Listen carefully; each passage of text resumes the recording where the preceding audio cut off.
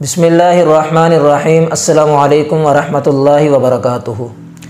چند ایسی چیزیں جن کے کرنے کی وجہ سے ہمارا روزہ مکروہ ہو جاتا ہے۔ روزہ ٹوٹتا نہیں، البتہ ثواب میں کمی واقع ہوگی اگر روزے کی حالت میں ان چیزوں میں سے کسی ایک چیز کو بھی کر لیا۔ سب سے پہلی چیز کہ روزے کی حالت میں کوئلہ، منجن یا ٹوتھ پیسٹ وغیرہ سے دانتوں کو صاف کرنا، اس سے ہمارا روزہ مکروہ ہو جاتا ہے جبکہ ان کا کوئی جز حلق سے نیچے نہ جائے۔ اگر کسی نے کوئلہ، منجن، ٹوتھ پیسٹ وغیرہ سے دانتوں کو صاف کیا اور کوئی جز حلق سے نیچے چلا گیا تو پھر روزہ ٹوٹ جائے گا، اور اگر کوئی جز حلق سے نیچے نہیں گیا، صرف ذائقہ ہے منہ میں اور اس کو تھوک دیا ہے، تو اس سے روزہ مکروہ ہوگا۔ اس لیے بہتر یہ ہے کہ رمضان المبارک کے مہینے میں دانتوں کو صاف کیا جائے، سحری کرنے کے بعد یا سحری کرنے سے پہلے کر لیا جائے۔ دوسری چیز کہ اگر روزے کی حالت میں ہوئی تو روزہ مکروہ ہو جائے گا کہ شہوت کی حالت میں بیوی سے بوس و کنار کرنا۔ اگر کسی کو یہ خطرہ ہو کہ شہوت ہے اور میں بیوی کے پاس نہ گیا تو گناہ میں مبتلا ہو جاؤں گا، تو اس بیوی کے ساتھ لیٹ سکتا ہے، بوس و کنار کر سکتا ہے جب تک انزال نہ ہو۔ اگر انزال ہو گیا تو روزہ فاسد ہو جائے گا، اور اگر انزال نہیں ہوا، صرف بوس و کنار کیا تو روزہ مکروہ ہوگا۔ تیسری چیز کہ بلا عذر کسی چیز کا چکھنا یا چبانا، اس سے بھی روزہ مکروہ ہو جاتا ہے۔ عذر سے مراد کہ کوئی عورت ایسی ہے کہ اس کا بچہ نرم غذا کھاتا ہے، اور قریب میں کوئی عورت ایسی بھی نہیں ہے جو شرعی عذر کی وجہ سے روزے نہیں رکھ پا رہی کہ وہ غذا نرم کر کے دے، تو اب یہ عورت بچے کو غذا نرم کر کے دے سکتی ہے، اور غذا نرم کرنے کے بعد اس کا ذائقہ حلق سے نیچے نہ لے کے جائے، تھوک دے، صرف اس صورت میں روزہ مکروہ ہوگا۔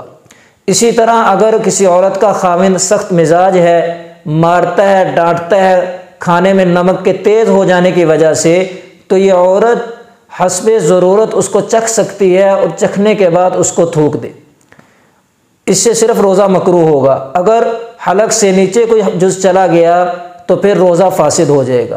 نمبر 4، غیبت کرنا۔ اگر روزے کی حالت میں غیبت کی تو غیبت سے بھی روزہ مکروہ ہو جاتا ہے۔ غیبت کہتے ہیں اپنے کسی بھائی کے ایسے عیب کو بیان کرنا جو اس میں موجود ہو، اگر وہ اس کے سامنے بیان کیا جائے تو وہ اسے ناپسند کرے، اور اگر وہ اس میں موجود نہیں ہے پھر اس کو بیان کیا جا رہا ہے تو وہی عیب بہتان بن جاتا ہے۔ اللہ کے نبی صلی اللہ علیہ وسلم نے فرمایا، الغیبۃ اشد من الزنا، غیبت زنا سے بھی زیادہ سخت گناہ ہے۔